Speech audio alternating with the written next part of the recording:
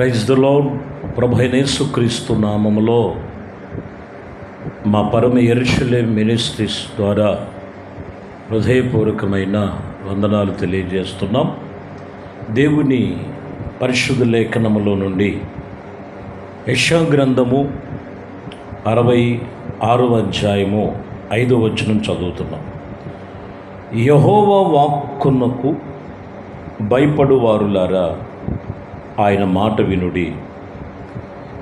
మిమ్మల్ని దేశించుచు నా నామమును బట్టి మిమ్మల్ని త్రోసివేయు మీ సమాజములో మీ సంతోషము మీకు కనబడినట్లు యెహోవా మహిమ నొందునుగాక అని చెప్పుకొందురు, వారు సిగ్గునొందెదరు. ఈ వాక్యములో యెహోవా వాక్యమునకు భయపడువారులారా ఆయన నామమును మీరు ఎరగండి, ఆయన యందు మీరు సంతోషించండి. ఈ వాక్యములో మీరు గమనించినట్లయితే దేవుని వాక్యమునకు ఎవరైతే భయభక్తులు కలిగి వారికి దేవుడు సమీపముగా ఉన్నాడు. ఈరోజు మనం చూస్తే ఈ అంచె దినాలలో ఏదో దేవుని యందు భక్తి చేస్తున్నారు కానీ వాక్య భయం లేదు. వాక్యానికి లోబడేటువంటి మనసు చాలామంది జీవితంలో ఈ లోక సంబంధమైన చుచ్చమైన కొన్ని అభిలాషల వలన ఖచ్చితంగా దేవుడు ఎవరికి సమీపముగా ఉన్నాడు, ఎవరిని ఆయన దర్శిస్తాడంటే వాక్యం ఇక్కడ చెప్తున్నమాట, ఆయన వాక్యమునకు భయపడి ఆయనకి లోబడిన వారిని. యెషయా గ్రంథములో 24వ అధ్యాయంలో 22వ వచనం చూద్దాం. చెరపట్టబడిన వారు గోతులో చేర్చబడినట్లుగా వారు చేర్చబడిరి, శరలో వెయ్యబడుదురు, బహుదినముల తర్వాత వారిని దర్శింపబడుదురు. దేవుడు వాక్యం ఇక్కడ గోతులో పడినటువంటి అనుభవం శాపగ్రస్తమైనటువంటి గొయ్యిగా ఉంది. ఏదో ఒక బలహీనత కలిగే గొయ్యిగా ఉంది, ఏదో పరిస్థితులు కలిగేటువంటి గొయ్యిగా ఉంది వాక్యం చెప్తున్నమాట. అయితే ఇదిగో వారిని నేను దర్శిస్తాను. ఈ ఉదయకాలమే ప్రభు మాట్లాడుతున్న మాట ఏంటంటే, కొందరు ఏదో ఒక శరలో ఉన్నారు, వారు ఏదో ఒక బంధకాలలో ఉన్నారు. వారి ఆ బంధకాలన్నిటి నుంచి నేను విడిపించటమే కాదు, వారిని ఆ గోతులో నుంచి నేను లేపుటకు నేను వారిని దర్శిస్తాను. చూడండి, కీర్తనకారుడు రాసిన కీర్తనలో 79వ కీర్తన 11వ వచనంలో, నీ సన్నిధిలో వాని నిట్టూర్పులు నీ సన్నిధికి రానిమ్ము, నీ బాహుబలము చేత అతిశయమును చూపుము. ఇదిగో చావునకు విధింపబడిన వారు కాపాడుము. ఇక్కడ చూడండి, నిట్టూర్పులు కనబడుతున్నాయి. చావునకు సిద్ధమైపోయినటువంటి పరిస్థితుల్లో చెరలో ఉన్నటువంటి వారిని అక్కడ అంటున్నమాట, నిట్టూర్పులు విడుస్తున్న వారిని నీ సన్నిధి దర్శించునైనా, నీ సన్నిధిని వారిని కాపాడు.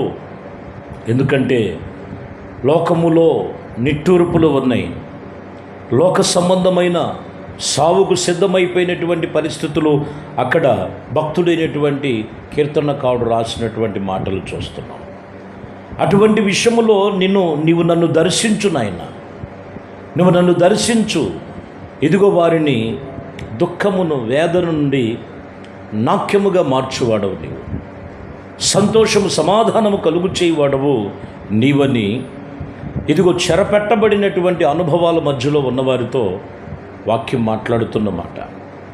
మీరు గమనించాలి, దేవుని యొద్దకు వచ్చి ఆయన దర్శనమును, ఆయన సన్నిధిని మనము అనుభవించేటువంటి అనుభవాలు ఉండాలి. అపోస్తుల కార్యములో రక్షణ పొందుకొని ఒక వ్యక్తి సంఘములోకి వస్తున్నాడు. అపోస్తులు చేసేటువంటి ప్రార్థనలు, ప్రబోధాలు బోధిస్తూ ఉపదేశాలు చేస్తున్న సమయాల్లో ఈ వ్యక్తి గారడి సీమోన్ అనేటువంటి వ్యక్తి వీళ్ళు చేసేవి చూసి ఈ గారడీలో కూడా ఒక వింతగా ఉంది. నేను కూడా ఇలాంటిది నేర్చుకొని ఏదో గారడీ విద్యగా చేద్దామని ఆయన అనుకుంటున్నాడు. అపోస్తుల దగ్గరికి వచ్చి ఆయన దగ్గర ఉన్న ద్రవ్యము వారి దగ్గర పెట్టి, అయ్యలారా మీరు చేసినట్లుగా నేను కూడా చెయ్యాలని చెప్తున్నప్పుడు వాక్యం ఏం చెప్తుందంటే, వారు ఖచ్చితంగా చెప్తున్నారు 8వ అధ్యాయము 23వ వచనంలో, నీవు ఘోరమైన దుష్టత్వమును, ఇదిగో దుర్నీతి బంధకాలలో ఉంటివి కనుక నీవు కనబడుచున్నావని చెప్పాను. చూడండి, దేవుడు ఎవరిని దర్శిస్తాడు? వారి దేవుని యొద్దకు వచ్చిన తర్వాత తన హృదయమును సరిచేయబడాలి. అంతేకాదండి, వాక్యం ఇక్కడ చెప్తున్న మాట, దేవుని ఎదుట నీ హృదయము సరి అయినదా కాదా, ఈ యొక్క దేవుని పని విషయంలో పాలు పంపులు ఉన్నాయో లేవో మొదటిగా నీ హృదయాన్ని సరి చేసుకోమని చెప్తుంది వాక్యం ఇక్కడ చెప్తున్న మాట. కొంతమంది చూడండి, ఎంతో ప్రార్థన చేస్తుంటారు, ఎంతో ప్రభువుని అడుగుతుంటారు, కానీ ఇదిగో ఈ గారడీ సీమోనులో హృదయములో ఉన్నట్లుగా ఏమున్నదంట, ఘోరమైన దుష్టత్వం, దుర్నీతి బంధకాలు తన మనసులో ఉన్నాయని దైవజనులు చెప్తున్నారు.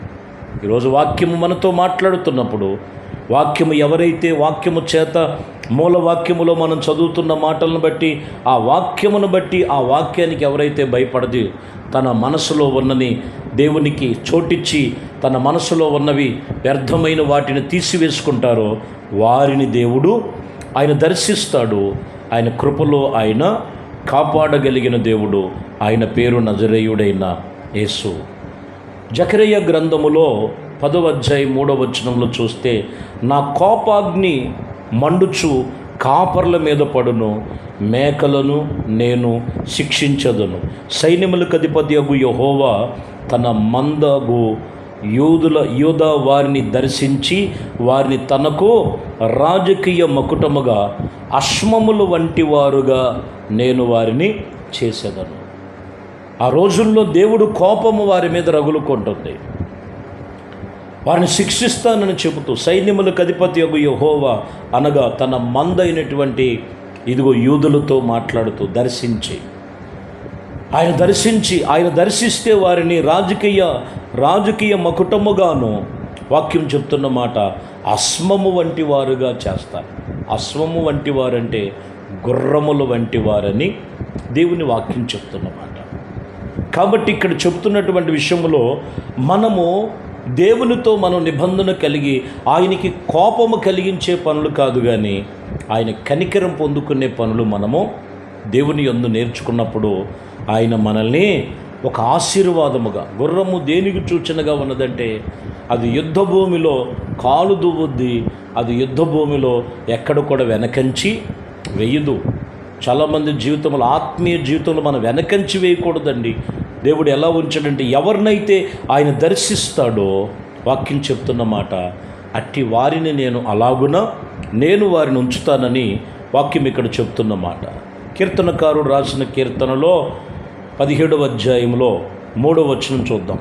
రాత్రి వేళ నీవు నన్ను దర్శించి నా హృదయమును పరిశోధించితివి.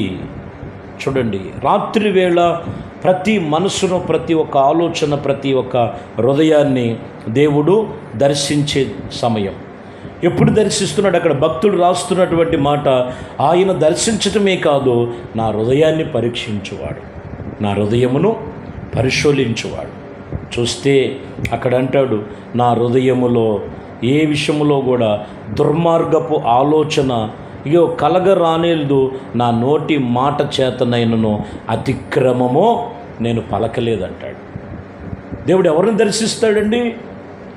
తన హృదయములో దుర్మార్గతనము లేని వారిని, తన నోటి మాట వలన అతిక్రమము, ఎక్కడ క్రమం తప్పిపోయి అతిక్రమమైన మాటలు రానిని వారిని ఆయన దర్శిస్తాడు. ఆయన ఈరోజు హృదయములో ఏవో పెట్టుకొని, మనసులో ఏవే పట్టుకొని, లోక సంబంధమైనటువంటి విషయంలో ఏదో ఆలోచన చేసి నన్ను దర్శించంటే ఎక్కడ దర్శిస్తారు?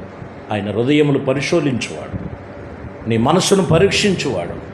నీ హృదయంలో ఉన్నదో ఏమి ఉన్నదో ఆయనకి తెలుసు. కాబట్టి వాక్యానికి భయపడువారులారా, మీరు నా మాట వినండి, నేను మిమ్మల్ని దర్శిస్తాను. ఎప్పుడు దర్శిస్తాడంటే వాక్యము విని హృదయములో దేశములు కాదు. నీవెప్పుడు కూడా దుర్నీతికి కాదు, నీతికి సాధనగా ప్రభునందు విశ్వాసముగా నడుచుకోవాలి. అప్పుడు ప్రభు నిన్ను అన్ని విషయాల్లో కూడా ఆయన దర్శించటమే కాదు, వాక్యం చెప్తున్నటువంటి మాట, ఇదిగో నేను వారిని ఆశీర్వాదముగా ఉంచుతాను. నువ్వు ఏ స్థితిలో ఉన్నావో ముందు నీ హృదయము దేవుని సన్నిధిలో వాక్యమును బట్టి ఆత్మ సంబంధముగా నువ్వు అనుసరించి నడుచుకోగలిగితే ఇప్పుడే ఈ ఉదయమే ప్రభు నిన్ను దర్శించి ఆయన కృపలో నిన్ను భద్రపరిచి కాపాడునుగాక. ప్రార్థన చేద్దాం. అందరం కళ్ళు మూసి ప్రార్థనలో ఏకీభించాం. మహాపరిశుద్ధుడు అయిన తండ్రి, శ్రేష్టమైన మీ కృపా వాత్సల్యతను బట్టి మీకు వేలాది స్తుతులు స్తోత్రాలు నాయనా. నీ కృపా దయా సంకల్పమును బట్టి నాయనా ఇప్పటి వరకు వాక్యము చేత మాతో మాట్లాడారు. వాక్యమునకు భయపడువారులారా, మీరు వాక్యానికే భయపడండి, అప్పుడు నేను దర్శిస్తాను. దేశము పెట్టుకోవద్దు, కలహములు ఉండకూడదు, కపటములు ఉండకూడదు, దేశభావన ఉండకూడదని ఈ వాక్యములో మాతో మాట్లాడారు.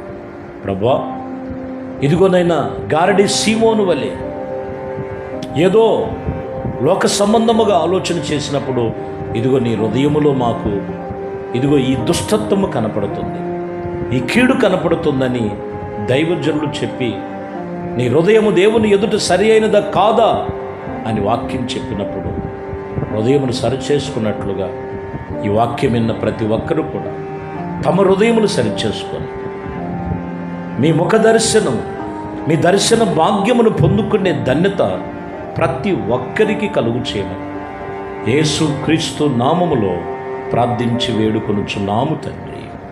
ఆమేన్. ప్రభు మిమ్మల్ని దీవించి ఆశీర్వదించునుగా.